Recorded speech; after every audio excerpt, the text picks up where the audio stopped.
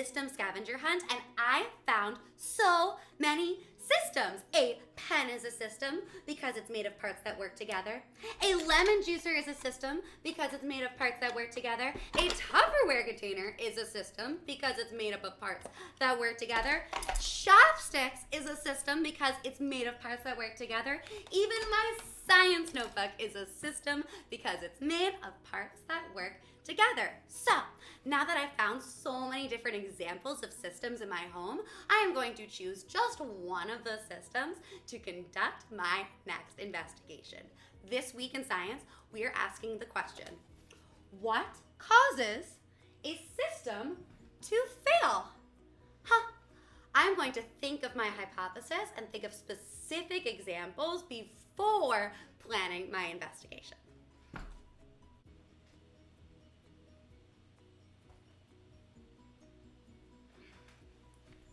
Okay, friends, so to complete this week's fair test on your own, you will need to find a simple system in your house that has about 4 parts. The system that I found in my home is this tea maker. It is made up of the lid as one part.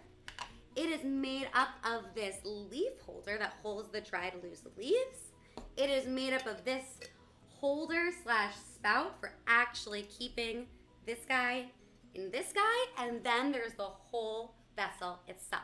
So friends, I'm going to show you how I set up my data chart. You can choose to either complete your data chart based off of my modeling of the experiment in this video, or you can complete the experiment on your own with your own item. Maybe chopsticks, maybe Tupperware. Just remember it should have minimum 3 parts and not much more than 5 parts or 6 parts because you will drive yourself crazy. It will take too long. Okay, so here's my data chart. You can see that for the system, I wrote the name of the system. So for me, I wrote teapot. The function of my teapot is to brew, store, and pour tea. And then in my chart, I wrote down all of the parts. I already mentioned there are 4 parts, so I drew little pictures and wrote them down. There's the main lid, there's the leaf container, there's the containing lid I called it, or connecting lid I called it, and the actual liquid container. Now I'm going to go through and I'm going to think, what is the function of each of those parts? And I'm going to write it down. Okay, friends, so now that I'm finished recording the function of each of my parts, I'm time to conduct the experiment and record my results for each part before moving on to the next one. So let me put my entire system together again. I have my vessel, I have my connector, I have my leaf holder that goes in the connector, and then I have my lid. Together, all 4 of these parts will allow me to brew tea. But what would happen if I didn't have the lid? Well, it still would be able to hold the actual tea, right? And I could still brew the tea because I can still put leaves in here, but the tea is not going to stay hot. Will I still have tea? Yes. So it still serves its function, I guess, but not as efficiently because it's going to allow the tea to get cool over time. So that is what I am going to write down in the first column of my chart for the lid. What would happen if I removed that part from the system? It would still function,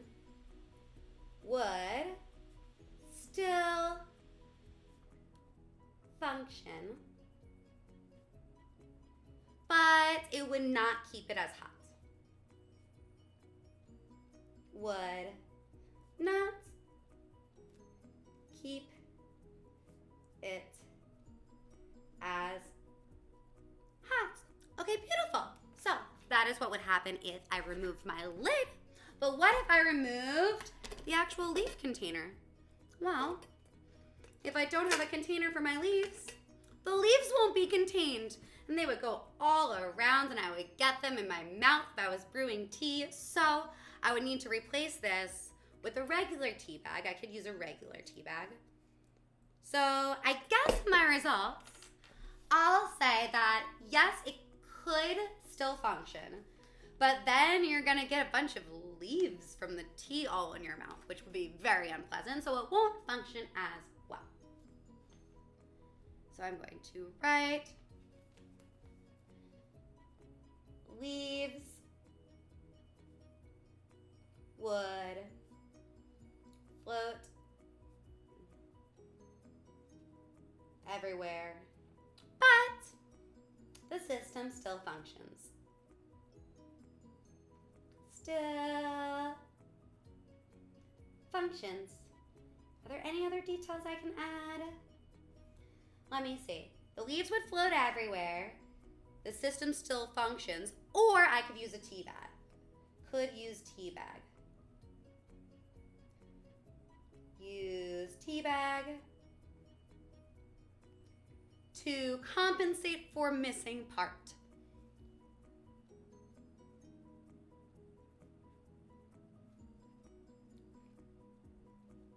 Alrighty, so let's look back at my teapot. And now I'm going to think, what would happen if I lost this guy? Oh my goodness, I lose this guy all the time and it drives me bananas because it does still kind of work if I use it without this guy. Let's see. But this, so I could still do loose leaf tea, but I can only fill my tea up to here. So I could make less loose leaf tea. The lid goes on, but it's like a lot looser now. This guy really makes it so that the lid, see, it screws on like that. It twists. So it's nice and secure. So even if it's upside down, the lid is still nice and secure and it doesn't wiggle back and forth. See, so if you don't have this piece, then we can still have a lid, but it is a wiggly lid. And I could still put some leaves in here, but there would not be as much tea. Or I could just put a tea bag inside instead. So, will the entire system break down? No, because that part's not that important, but it's pretty important. So, system still functions.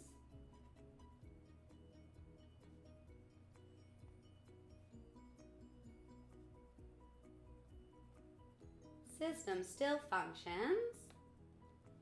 And let me think.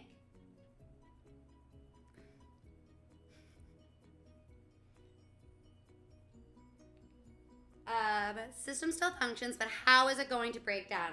Lid not secure. The lid would not be secure, and leaves would not be secure. I would have to either use less water or a tea bag. Right? So you could solve the error or correct for the error in the system, but the system is still not maximally efficient. Even after correcting for that error, really you want this part. This is not an essential part, but an important part.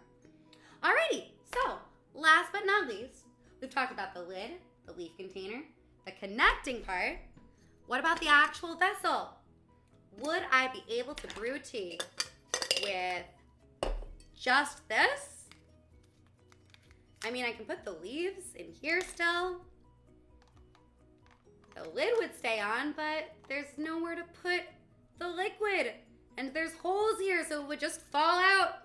And I would just have hot water all over the floor. So, if I remove this part from my system, I would have a total system failure. So I'm going to write that nice and big for fun. System failure.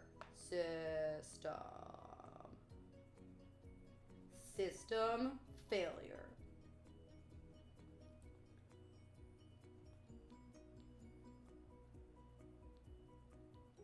Beautiful. All right, so there you go. I wrote system failure in my last box. I'm going to add some details about why, because it cannot actually contain the liquid. Can't contain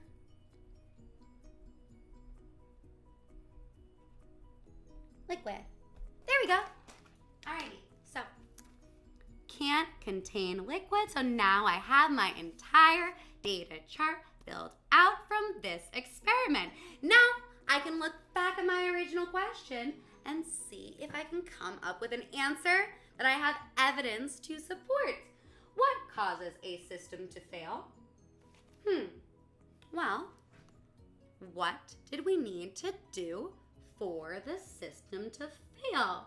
Based on my evidence, I can see that the system only failed when the entire liquid container was removed. So I guess in this system, this is a really essential part because it contains the whole thing. So if you don't have this part, the entire thing can't work.